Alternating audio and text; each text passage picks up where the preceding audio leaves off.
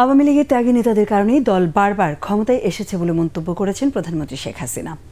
দ্বাদশ জাতীয় সংসদের দ্বিতীয় অধিবেশনের শোক প্রস্তাবের ওপর আলোচনায় অংশ নিয়ে তিনি বলেন, নেতাদের একাগ্রতা আর সংগ্রামে দেশের মানুষের জীবনমান উন্নত হয়েছে।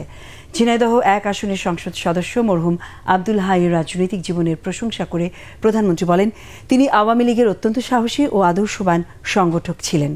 ঝিনাইদহকে সর্বহারা মুক্ত করতে প্রয়াত এই নেতার অবদান কৃতজ্ঞতার সাথে স্মরণ করেন প্রধানমন্ত্রী।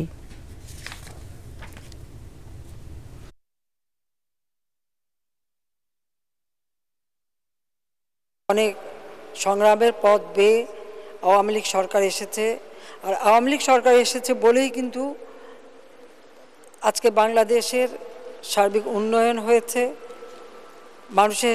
সাধারণ মানুষের জীবনমান উন্নত হয়েছে।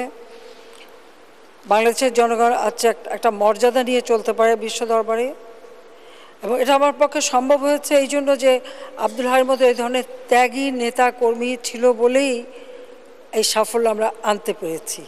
যারা দেশপ্রেমে উদ্বুদ্ধ ছিল, সততা, নিষ্ঠা, একাগ্রতার সাথে কাজ করেছেন, অর্পিত দায়িত্ব পালন করেছেন।